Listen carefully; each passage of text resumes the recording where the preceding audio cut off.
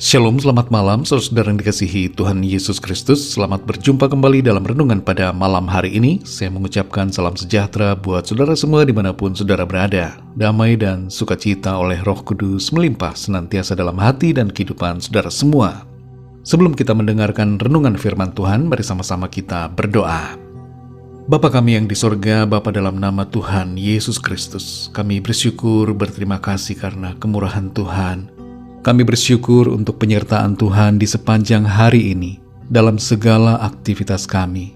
Engkau telah menuntun kami, menolong kami, dan melimpahkan kebaikan-Mu dalam hidup kami. Pada saat ini Tuhan Yesus, kami mau mendengarkan sabda firman-Mu.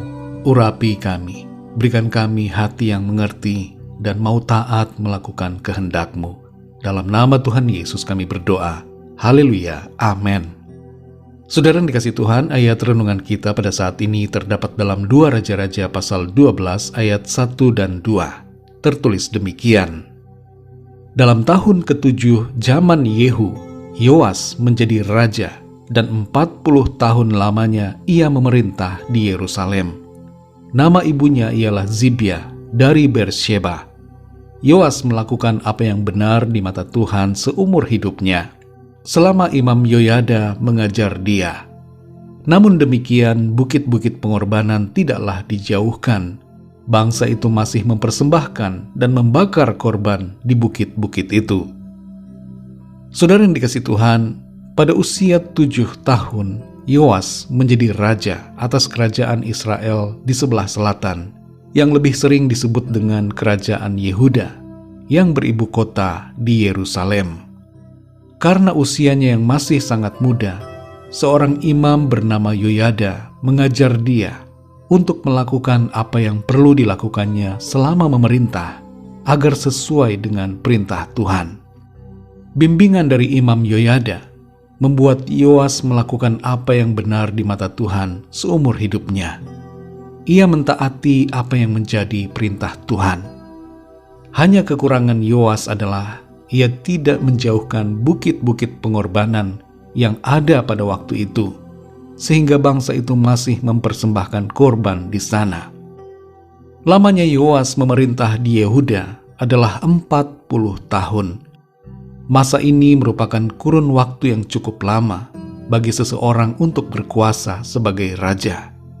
Kalau kita membandingkan dengan masa pemerintahan Daud, masa pemerintahan Yoas mempunyai kurun waktu yang sama. Membaca kitab 1 dan 2 Raja-Raja, kita akan mengetahui bahwa setiap raja mempunyai masa pemerintahan yang berbeda-beda. Ada yang hanya berumur 2 tahun, dan ada yang berpuluh-puluh tahun. Dan ada hal-hal khusus yang dituliskan tentang sikap dan perbuatan setiap raja dalam masa pemerintahannya selama umur hidup mereka. Saudara yang dikasih Tuhan, apa pesan yang kita dapatkan dari ayat-ayat ini? Yang pertama adalah, untuk segala sesuatu ada saatnya. Tertulis di ayat yang pertama bahwa 40 tahun lamanya ia memerintah di Yerusalem. Setiap orang punya masa waktunya di bumi. Pemain bola, atlet, karyawan, direktur, presiden, semuanya punya batasan waktu dalam melakukan tugasnya. Karir, pekerjaan, dan jabatan ada masanya. Kalaupun ada profesi tertentu yang tidak mengenal batas waktu, maka umur hidup menjadi batasannya. Dalam batasan waktu yang kita miliki itu, ingatlah selalu bahwa segala sesuatu ada akhirnya. Maka gunakanlah waktu yang ada dengan bijaksana, setia dan takut akan Tuhan. Kerjakanlah tanggung jawab dengan baik dan benar. Jangan sombong ketika kita ada di atas. Jangan putus asa ketika kita ada di titik terbawah.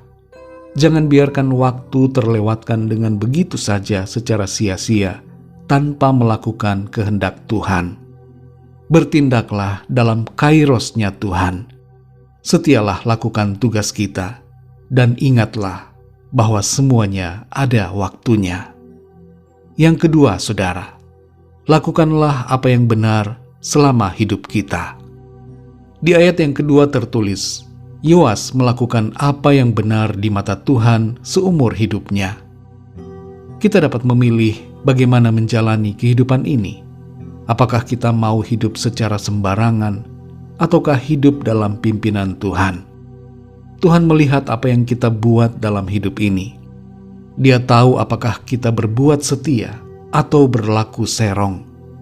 Marilah saudara, jalani hidup kita secara benar dan berkenan dalam pandangan Tuhan. Yang ketiga, saudara, tinggalkanlah teladan yang baik. Kehidupan Yoas sebagai raja tercatat dan diingat dalam sejarah. Kehidupan setiap orang pasti akan meninggalkan jejak. Teknologi informasi sekarang ini memungkinkan berbagai hal tercatat secara digital.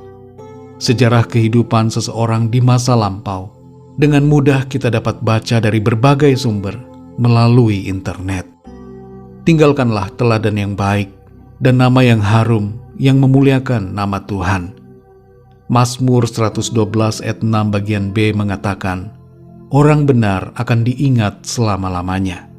Dan Amsal 22 ayat yang pertama berkata, nama baik lebih berharga daripada kekayaan besar.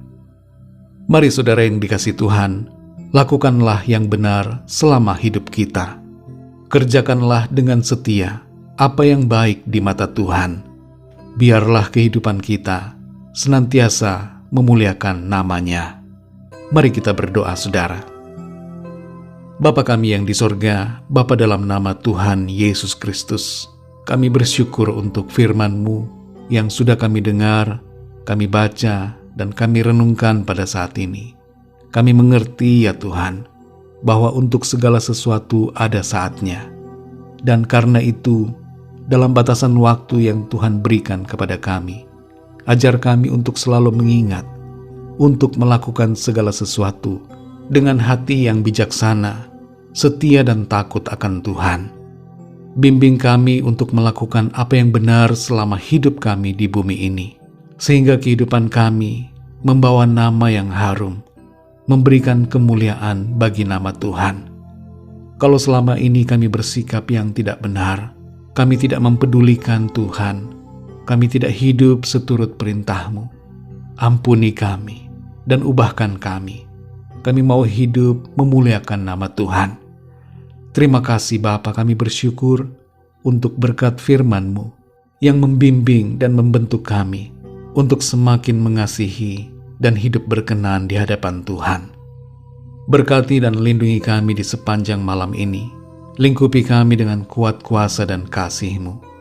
Kami berdoa bagi yang sedang dalam keadaan sakit, dalam penderitaan, dalam pergumulan, agar Tuhan menjamah dan memberikan kesembuhan. Nyatakan kuasa-Mu Tuhan, berikan pertolongan-Mu yang ajaib bagi setiap mereka. Kami percaya ya Tuhan, Engkau tidak pernah membiarkan kami. Engkau selalu menolong kami, memberikan kami kemenangan, dan memenuhi kami dengan damai sejahtera, serta sukacita dari Tuhan. Terpujilah nama-Mu ya Bapa. Kami percaya berkat damai sejahtera dan kasih karunia Tuhan senantiasa berlimpah dalam hidup kami. Dalam nama-Mu yang kudus, nama Tuhan Yesus Kristus, Tuhan dan Juru Selamat kami berdoa dan mengucap syukur. Haleluya, amin. Puji Tuhan, saudara yang dikasihi Tuhan, saya percaya firman Tuhan menjadi berkat dan kekuatan buat saudara semua, dan Roh Kudus akan menolong saudara untuk lebih lagi memahami kebenaran firman Tuhan. Tuhan Yesus memberkati saudara semua. Selamat malam, selamat beristirahat, dan sampai jumpa dalam renungan yang berikutnya. Haleluya.